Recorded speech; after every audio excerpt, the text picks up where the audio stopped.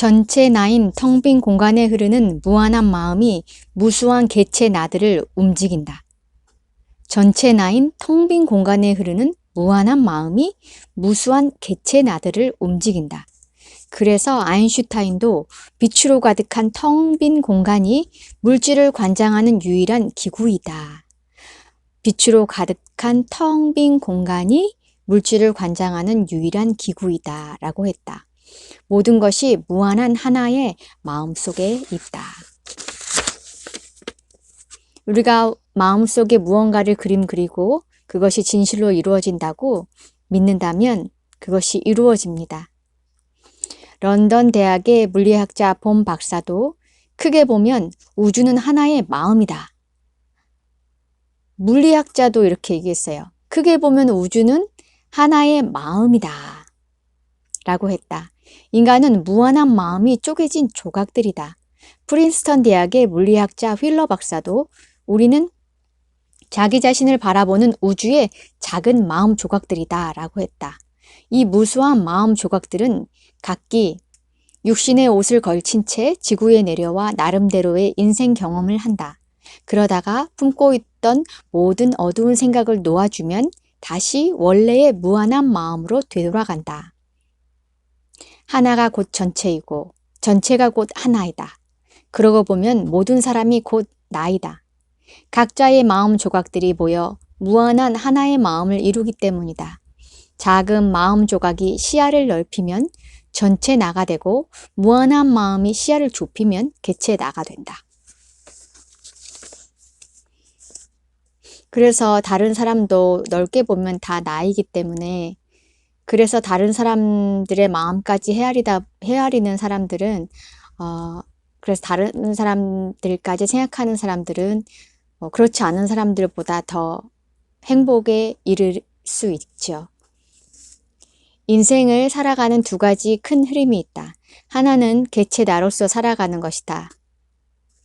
나의 모든 것은 내 육신 속에 들어있다고 생각한다. 육신이 곧 나이다. 나의 크기는 고정돼 있다.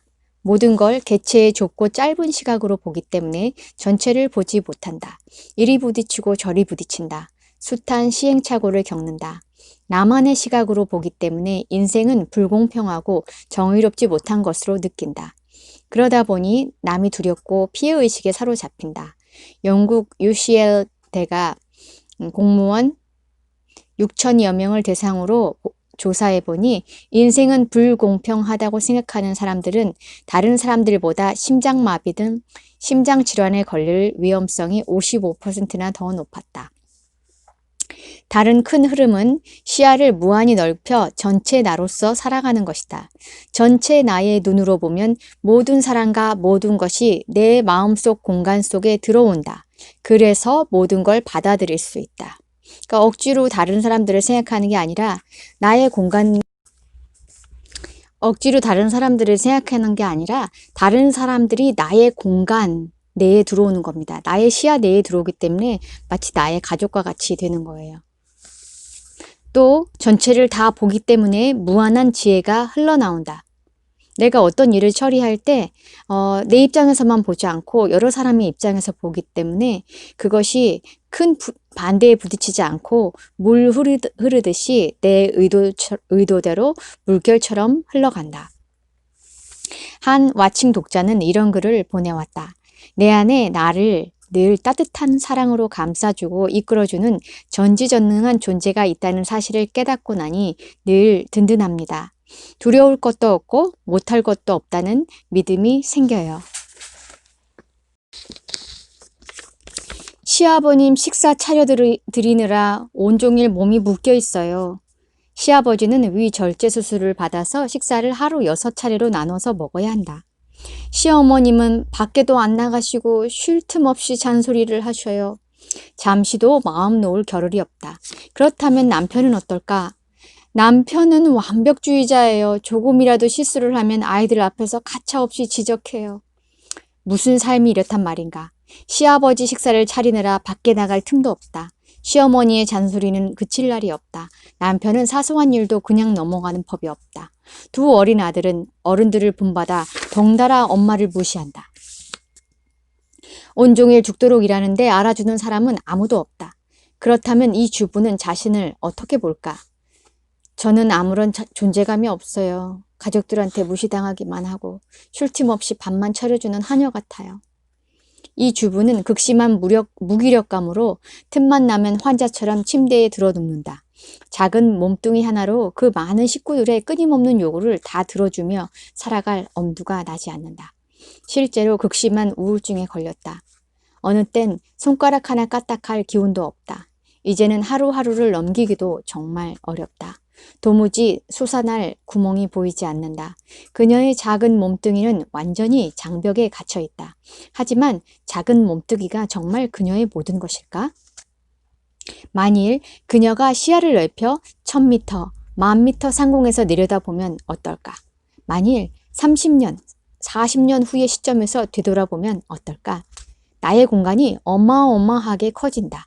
거꾸로 가족들은 너무나 작아 보인다. 이렇게 상상할 수도 있다.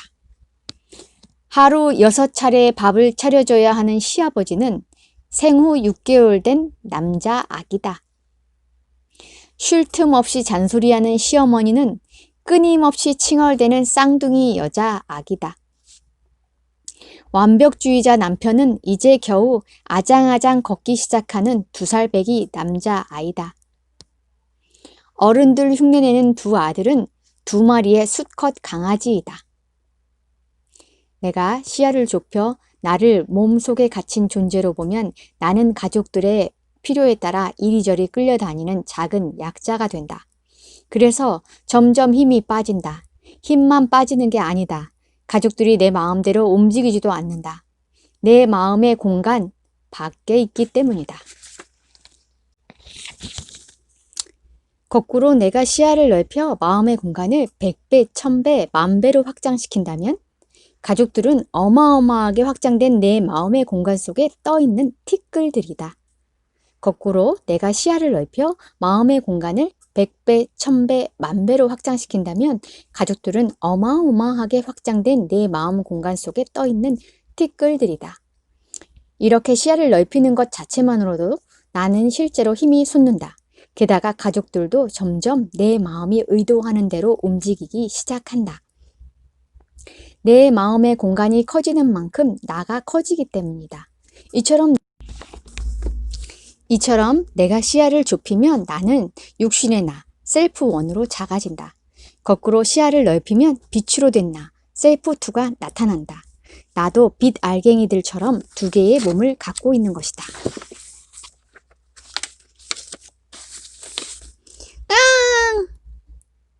분만실에서 우렁찬 아기 울음소리가 들렸다. 복도에서 서성거리던 아빠의 얼굴도 활짝 밝아졌다.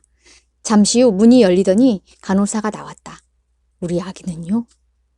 간호사가 방으로 들어오라는 신호를 했다. 웬일인지 의사의 얼굴이 딱딱하게 굳어져 있었다. 아기에게 무슨 일 있나요?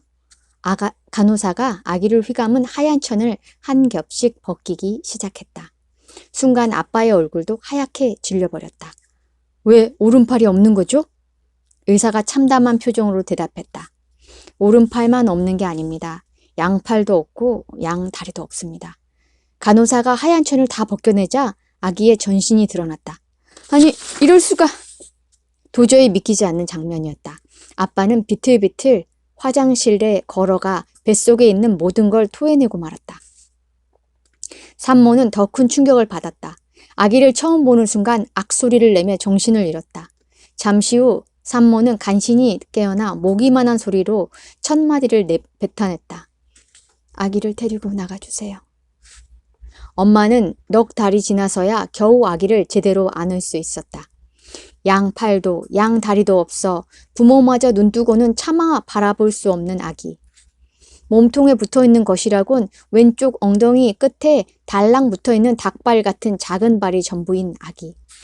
그나마 닭발 같은 발가락마저 2개뿐인 아기. 사람들은 험난한 세상에서 그 아기가 살아가는 것은 도저히 불가능하다고 말했다. 실제로 아기가 자라 학교에 들어가자마자 아이들의 놀림과 따돌림의 대상이 되었다. 외계인이다! 발가락으로 밥 먹는 더러운 놈! 어느 날 학교에서 돌아온 그는 엉엉 울면서 엄마에게 말했다. 엄마, 난 정말 학교 다니기 싫어. 죽고 싶어. 절망감은 끈덕지게 달라붙었다. 10살 되던 해 그는 화장실 욕조에 15cm 깊이의 물을 받아놓고 뒤뚱거리며 기어들어갔다. 스스로 목숨을 끊을 작정이었다. 물에 얼굴을 파묻고 있으려니 이제 죽는구나 하는 생각이 떠올랐어요. 그러면서 제 장례식이 스쳐갔죠. 엄마 아빠가 슬퍼하는 모습이 너무나 생생하게 떠올랐습니다. 어린 나이에도 그는 부모에게 평생 죄책감을 안겨줄 일이 걱정되었다. 그래서 다시 고개를 돌려 다행히 목숨을 건졌다. 절망의 깊은 수렁에 빠져있던 아이가 지금은 놀랍게도 세상에서 가장 유명한 동기부여 강사가 되었다. 전 세계 수천만 명이 그의 말을 듣고 절망의 늪에서 벗어나 희망의 빛을 찾는다.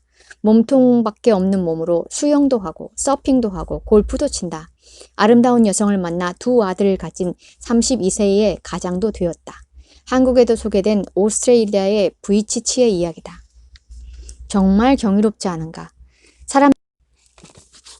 사람들은 그가 태어났을 때 생존 자체가 불가능한 장애아라는 낙인을 찍었다.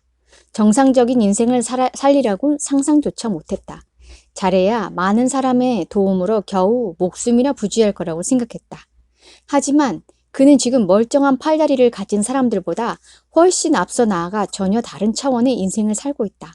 도움을 받는 게 아니라 거꾸로 도움을 베풀고 있다. 대체 어찌 된 일일까? 어느 날 그는 학교에서 심한 놀림을 받고 돌아와 벽에 걸린 큰 거울을 바라보며 생각했다. 나는 왜 이런 모습으로 태어났을까? 가만히 생각해보니 자신은 불가능의 상징이었다. 글씨는 어떻게 써요? 밥은 어떻게 먹죠?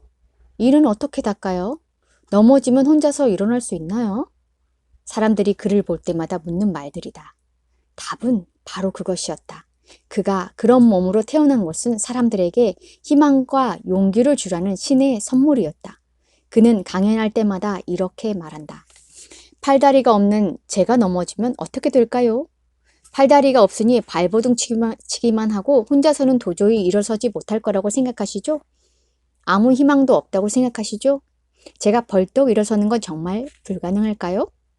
그는 갑자기 앞으로 꼬꾸라진다. 청중들은 숨을 죽인다. 그는 이마를 바닥에 대고 목과 허리의 반동을 이용해 일어서려고 한다. 하지만 실패다. 다시 시도하지만 역시 실패다. 허우적거리기만 하고 도저히 일어서지 못할 것 같다. 돌연 그는 엎어진 자세로 고개를 들고 말한다. 여러분은 100번 시도해서 100번 실패하면 그냥 포기하나요? 100번 넘어진다고 해서 그게 끝인가요? 저는 수천 번, 수만 번 이렇게 넘어졌습니다. 그럴 때마다 다시 한번 또다시 한번 시도했어요. 그러다 마침내 벌떡 일어서는 방법을 깨우쳤답니다. 자, 보세요. 그는 책과 전화기에 이마를 대고 아까처럼 목과 허리를 고추 세우니 벌떡 일어섰다. 물질인 육신의 나, 셀프원은 겉모습만 본다. 그래서 사람들은 그를 불가능의 상징으로 생각했다. 육신만 보았기 때문이다. 하지만 육신만이 그의 유일한 신체인가? 육신이 꼼짝 못하면 마음도 꼼짝 못할까? 육신의 장애보다 큰 장애는 마음의 장애다. 육신의 장애보다 큰 장애는 마음의 장애다. 손발로 할 수 없는 것보다 다친 마음이 할 수 없는 게 훨씬 더 많다. 마음만 열면 100배, 1000배 끝도 없이 커지는 빛으로 된 나, 셀프2가 나타난다. 완전한 깨달음의 경지에 이르렀던 UCLA의 헌트 박사는 극심한 장애나 가난은 신체적 장벽보다 더 넘어서기 힘든 영적 장벽을 넘어서기 위한 도구이다 라고 말했다. 영적으로 도약하지 않고는 그 장벽을 넘어설 수 없기 때문이다.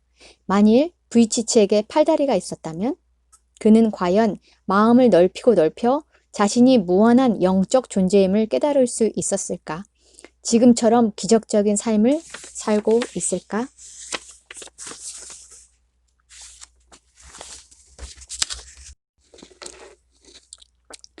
펄 박사는 원래 LA에서 잘 나가는 물리치료 전문의였다. 그런데 어느 날 영적 경험을 한 뒤 신체적 기형이나 난치병, 불치병을 치유하는 놀라운 능력이 생겼다. 그는 그 능력이 어머니의 임사체험에서 비롯된 것으로 믿는다. 그의 어머니는 병원에서 산고를 겪다가 한순간 죽음에 빠졌다. 몸을 떠난 영혼은 빛의 세계에 들어섰다.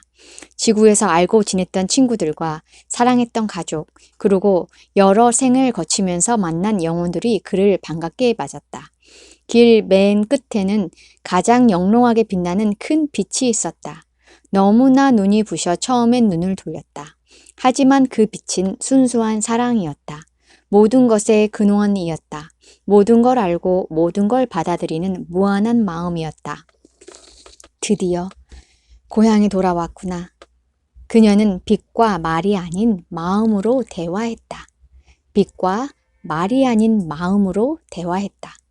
천국에서는 말이 필요 없었다. 천국에서는 말이 필요 없었다. 아니, 입과 귀가 없으니 말할 수도 없었다. 말을 안 해도 그냥 알 수 있었다.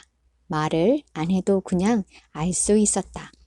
빛 앞에서 그녀가 지구에서 경험한 모든 일들이 그림으로 아름답게 펼쳐졌다. 빛 앞에서 그녀가 지구에서 경험한 모든 일들이 그림으로 아름답게 펼쳐졌다. 그녀가 말하고 행동했던 모든 것들이 낱낱이 빛이 그녀를 심판하는 건 아니었다. 빛과 그녀는 분리된 존재가 아니었다. 모든 건 사랑이었다. 그녀 자신이 지구에서 남들과 주고받았던 크고 작은 상처들을 들여다보며 스스로 깨우침을 얻는 자리였다. 그래, 나도 지구에서 참 아름다운 인생을 살다 왔지. 잠시 후 그녀는 자신이 다시 지구로 되돌아가야 한다는 걸 알았다. 하지만 돌아가기 싫었다. 아무런 고통도 두려움도 갈등도 짐도 없이 오로지 사랑과 평화만 흐르는 황홀한 곳에서 영원히 살고 싶었다. 지구에 있을 땐 죽음을 그토록 두려워했건만 일단 천국에 들어서니 지구에 다시 내려가는 게 두려웠다. 갑자기 그녀는 자신이 빛으로부터 멀어져 가는 걸 느꼈다. 사랑하는 영혼들을 다시 떠나야 하다니. 그녀는 깊은 슬픔과 아쉬움을 느꼈다. 하지만 곧 깨달았다. 맞아, 지구에 내려가서 내가 낳은 아기를 키워야지. 지구에 내려오니 분만실에 누워있는 자신의 몸과 의사들이 보였다. 한 의사가 외쳤다. 산모가 살아났어! 지구에 내려올 땐 대부분의 기억이 지워진다. 하지만 그녀는 빛으로부터 확실한 메시지를 얻고 왔다. 우리가 지구에 내려온 분명한 목적이 있다는 것이다. 바로 영적 성장이다. 영혼마다 각기 영적 단계가 다르다. 그래서 성숙한 영혼이 있는가 하면 미숙한 영혼도 있다. 성숙한 영혼이 완전히 성장하면 영원히 천국에 머문다.